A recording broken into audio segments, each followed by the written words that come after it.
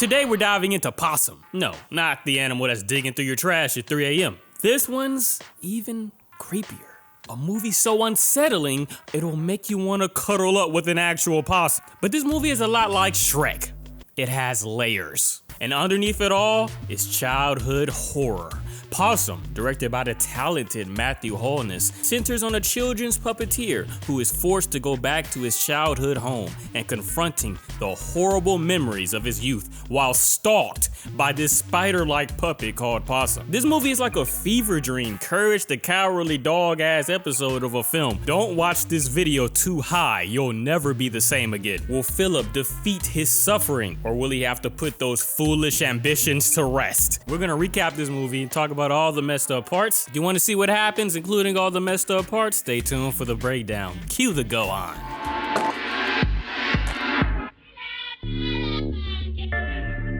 Get o pies, bottles of water.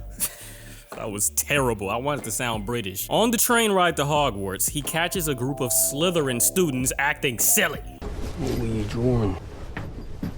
10 points to Slytherin. Good work, kid. Don't talk to strangers. But this stranger is named Phillip, and he's a nice guy. Phillip pouts his way towards his horrible childhood home in Norfolk, England, after losing his puppetry job. It looks like there are remains underneath the floor. Do you remember the last British film we talked about? Let me know the right answer in the comments. When he was a child, he created a storybook about a possum puppet, a puppet that stalks and eats little orphans. It terrifies him. He also created the possum puppet, which he soon throws away forever. Oh, look, a fox. In which one of these movies is there a fox that says, "Chaos reigns"?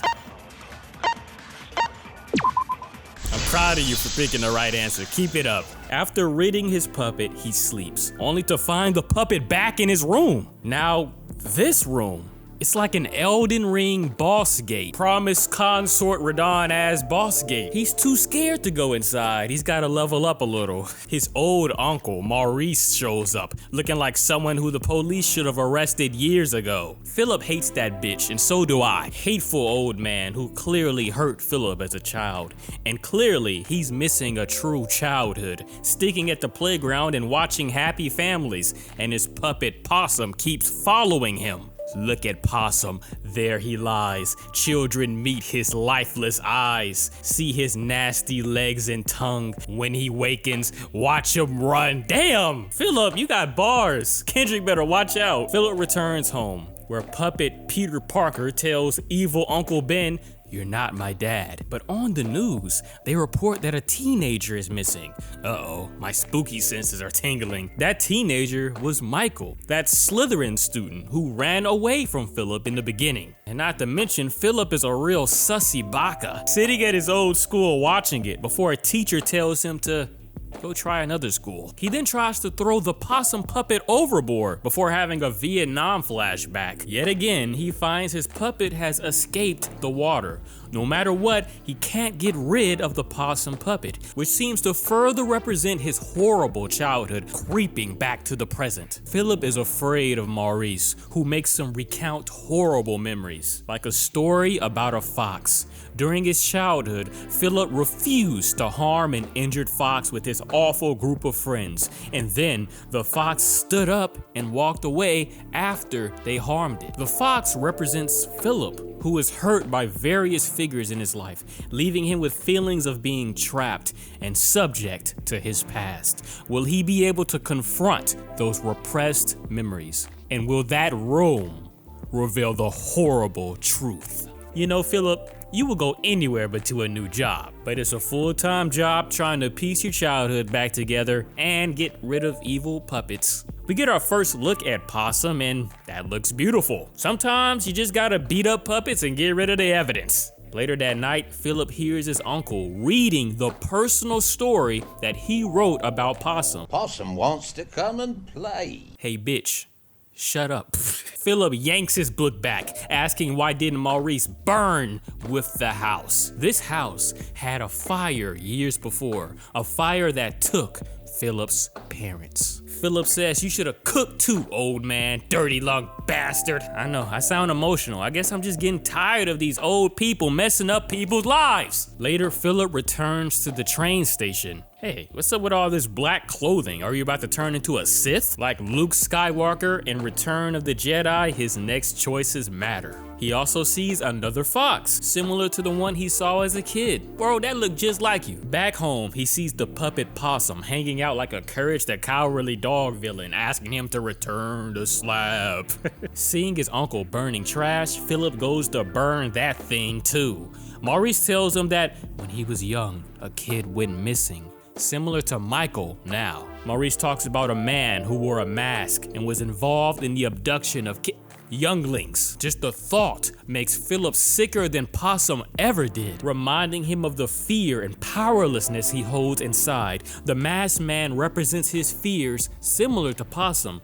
Still, Possum haunts him just like his storybook, eating him right up. He wakes up from this nightmare, hearing police snooping around. Phillip is a suspect since he was last seen talking to Michael. Well, you low-key look like Dennis Nielsen. Later, Maurice tells him about the police looking for him and the missing Possum puppet.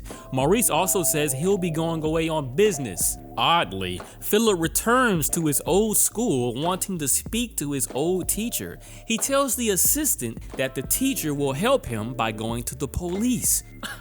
He returned to the school to seek the help of his teacher like he did when he was a boy. The teacher offered to take him to the police station. His repressed memories are returning. Unfortunately, he hears them call the police to arrest him. Now the mystery is, why did Phillip ask for the teacher's help when he was a boy? He runs like a frightened kid from the orphan-eating puppet, but eventually knows, I'm a grown-ass man. I'm not running from no puppet. The nightmare of the possum awakens Phillip to more suffering. Suffering he is ready to confront. This room is the final boss, guarding the repressed memories that have terrorized him.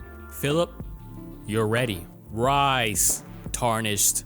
This is his parents' room. Boss music! Suddenly he is attacked by the man in the mask. The same man in the mask that Maurice told him about, that abducted younglings. And behind the mask, Maurice, who abducted and harmed younglings, including Phillip. Maurice reminds him of all the horrible things he did to him. His own uncle SA'd him when he was a kid. This is why Phillip went to his teacher, but must have been too scared of Maurice to go through with it. Maurice harms his nephew like he did before, sickening and evil, until Phillip realizes how strong he really is. Literally and figuratively. With strength fit for an Elden Lord, Phillip cracks Maurice's neck. But Phillip heard a noise in his box, and once opened, Michael, the missing boy, creeps out. Phillip inadvertently saves him by stopping the man who horrified him his entire life. So let's start from the top. Phillip had a horrible life. After his parents were lost in a fire, he was raised by his uncle. His uncle was pure evil. I'm talking worse than P. Diddy. Phillip wanted to tell the police about the things that his uncle did to him, but couldn't, and grew up so horrified that he repressed his childhood memories. But finally, the memories are at the surface, and an innocent teenager is saved. And that's enough. This movie rolls in at 1 hour and 25 minutes. That's a short ass movie. Apparently, the audience score is now called the popcorn meter. Like, what the fuck? But it got 55%. It made about $33,000 at the box office. And for a disturbing rank, I grant this film frenzied fuel, a real nightmare of a movie. Sometimes the scariest monsters are the people that live with you. Sometimes the scariest journey to take is the journey within ourselves. Based on the short story Possum written by the director, Matthew Holness, for the anthology book The New Uncanny Tales of the Unease, Possum is a cool little film adaptation. At the end of the movie, Phillip clearly has more healing to do, but to uncover the truth and confront the past is an accomplishment of a true lord. The most disturbing moment was the ending fight for me. The acting in this scene was scary. I felt fear for Phillip. It felt like I was peeking at countless nights of horror that Phillip experienced. I hated Maurice and was not sad to see him get extinguished. Anyway, most enjoyable moment is when Phillip went to the school to ask for help. Him recapturing his childhood like that was freaky and eye-opening. I don't wish Phillip's childhood on anybody, but it's up to us to stop this cycle. Listen, if you like this video, hit the like button and subscribe to see more Spooky Rice. Thanks for watching. Spooky out.